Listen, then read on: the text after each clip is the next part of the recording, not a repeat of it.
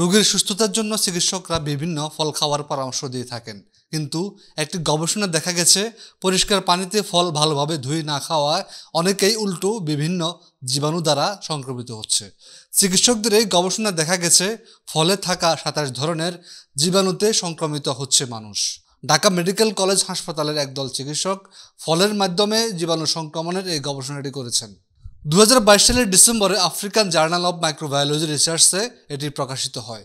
এতে দেখা গেছে সংগৃহীত ফল থেকে যে 27 ধরনের জীবাণু সংক্রমণ হচ্ছে তার 48% অ্যান্টিবায়োটিক প্রতিরোধী।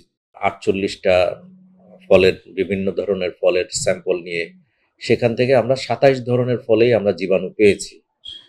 তো সেই জীবাণুর মধ্যে আবার মাইক্রো অর্গানিজমের মধ্যে যেগুলি আমরা পেয়েছি সেগুলির মধ্যে আবার বিরাট একটা অংশ পেয়েছি আমরা, যে ড্রাগ রেজিস্ট্যান্ট, যেটাকে অ্যান্টিবায়োটিক প্রতিরোধী আমরা বলতে পারি।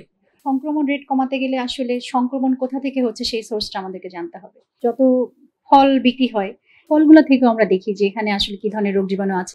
গবেষকরা ফলের মাধ্যমে জীবাণুতে সংক্রমিত হওয়ার কারণ হিসাবে দুর্বল সংক্রমণ প্রতিরোধ, নিয়ন্ত্রণ ব্যবস্থা এবং অ্যান্টিবায়োটিকের অপব্যবহারের প্রভাবকে দায়ী করেছেন। অ্যান্টিমাইক্রোবিয়াল রেজিস্ট্যান্স কিন্তু ফলের মাধ্যমেও ছড়াচ্ছে, কারণ ফলের গায়ে ওই ধরনের জীবাণুগুলি লেগে থাকতেছে, রোগীরা খাচ্ছে, রোগীরা কোনো অ্যান্টিবায়োটিক খাইলে কাজ হচ্ছে না। সেক্ষেত্রে আপনার প্রশ্ন হচ্ছে এটা চিকিৎসা কি? যদি তারা অ্যান্টিমাইক্রোবিয়াল রেজিস্ট্যান্স এইভাবে হয় তাহলে তো আমাদের হাতে অপশন খুব লিমিটেড। এত লিমিটেড, আমরা কোন অ্যান্টিবায়োটিকটা দিব? সবগুলি তো রেজিস্ট্যান্ট হয়ে গেছে। চিকিৎসা করতে গেলে আমাদের অনেক বেগ পেতে হয়।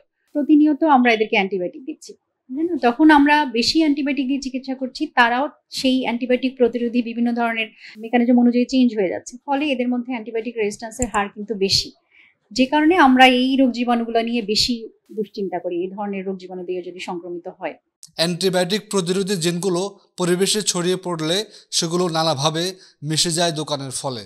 এই ফল যারা খাবে তাদের শরীরে ওই জীবাণু প্রবেশ করে, ওই ফল খেয়েই তারা নির্দিষ্ট কোনো অ্যান্টিবায়োটিক প্রতিরোধী হয়ে যাবে। ফল আমাদের জীবন বাঁচায়, ফল আমাদের জন্য খুবই প্রয়োজন, কিন্তু সেই ফলই আবার জীবাণুর উৎস হতে পারে। তার মানে আমরা যখনই ফল কিনবো সেটাকে আমরা প্রথমেই পরিষ্কার করে নিব। আমরা কয়েক ফোঁটা ক্লোরিন দিয়ে রাখতে পারি কিছুক্ষণ, এটা পানিতে 1-2 ফোঁটা ক্লোরিন দিয়ে রাখলে সেটা দিয়ে ওটা কিছুক্ষণ রেখে দিলেই পরিষ্কার হয়ে যাবে। অথবা বেকিং সোডা যেটা আছে, সেটা 1 চামচ বেকিং সোডা যদি 2 কাপ পানিতে দিয়ে সেটা 10 থেকে 15 মিনিট, অনেকগুলি ফল আপনি কিনে ফেললেন, সেই ফলগুলি ওর মধ্যে যদি রেখে দেওয়া হয় তাহলে কিন্তু ফলটা জীবাণুমুক্ত হয়ে যাবে। বিভিন্ন ধরনের ফল নিয়ে ঢাকা মেডিকেল কলেজের চিকিৎসকদের যে গবেষণা আমরা দেখেছি, এটা আমাদের জন্য সতর্কতামূলক। এই সতর্কতা থেকে আমরা শিক্ষা নিয়ে বাজার থেকে কিনে আনা এসব ফলসমূহ ঠিকভাবে পানিতে ধুয়ে নেব, তাহলে আমরা বিভিন্ন রোগ জীবাণু থেকে মুক্ত থাকব। Hafizullah, doctor TV, Dhaka.